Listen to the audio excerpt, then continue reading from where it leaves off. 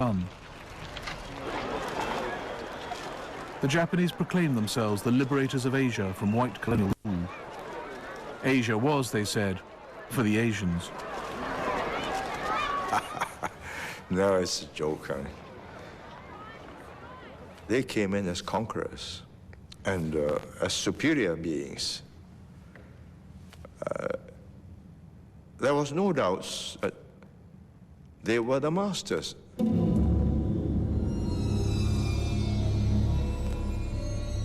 Wherever the Japanese went, they laid down the law. Woe betide anyone suspected of withholding information.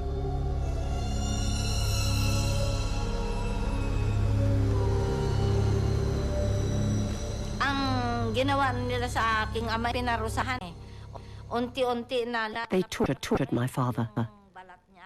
They slowly peeled off his skin. It was almost as if they were peeling the skin off a frog. They used their bayonets, and my father kept screaming for help.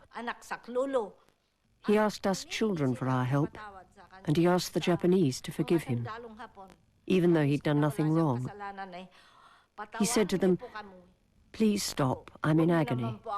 My children, my wife, please help me." That's what my father kept screaming. Yun ang isinisigaw lagi ng tatay ko.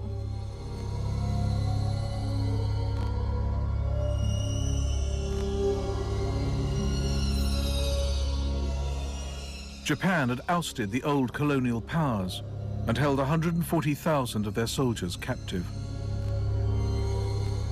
They told us that we were the rabble of a lost army. While we had no status as human beings, the gracious Japanese would treat us fairly and kindly. Those captured on the islands were shifted where needed, tight-packed in the sweltering holds of the hell ships. The men were going mad in the bowels of the ship, some to the point that they slashed the wrist of a sleeping American and drank the blood from his wrist to put some liquid into their bodies.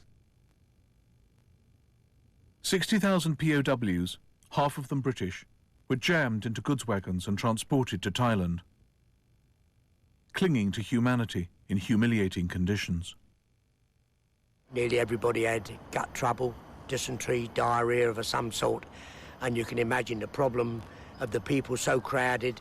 You had to get to the opening of the door, the sliding doors, and your pals who were sitting near the door would hold on to you while you sat there with your ass out the wagon, and you done it best way you could, outside. The prisoners' task, to build the death railway into Burma.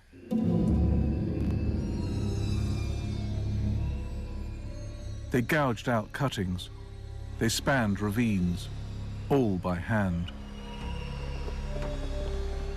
An army so negligent of the welfare of its own men was not about to treat enemy POWs with care. 21-year-old Hiroshi Abe was the engineer responsible for the 30-kilometer section at the Thai-Burma border.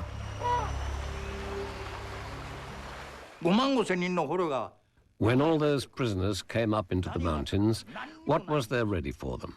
Nothing. Nothing at all. At Songkrai, I received about 1,000 prisoners. There were just 5 or 10 huts, barely covered with bamboo. No food stores, nothing. We had to put them to work deep in the mountains on the Thai-Burma railway without any preparations. It was impossible, absolutely impossible. But that's what top brass at Japanese General Headquarters ordered us to do.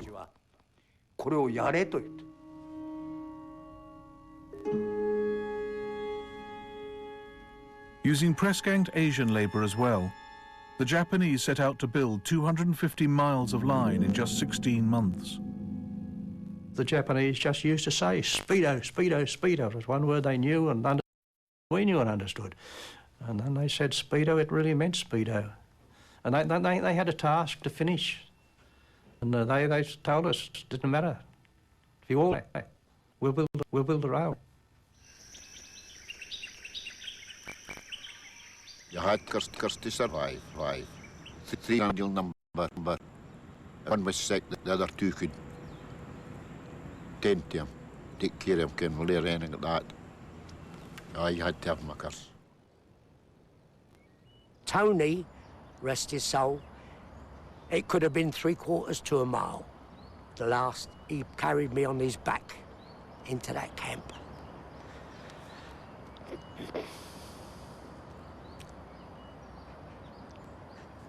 Anyway.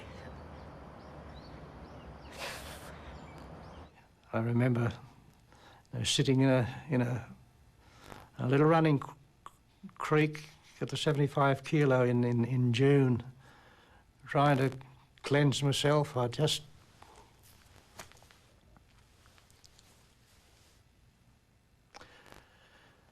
just fouled my pants and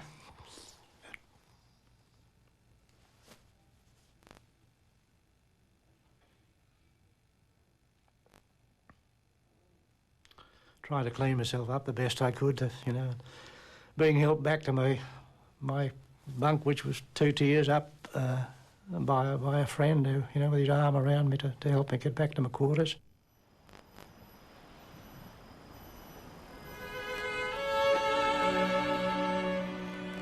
The Australian nurses captured on Banker Island wondered if survival was worth the suffering. Well, we actually did envy the girls who had been lost at sea. Well, you see, it was dreadful. You were nursing someone, one of your own friends, and you knew they couldn't survive. I might say, even the girls who were massacred, we thought were luckier than we, because it was all over so quickly.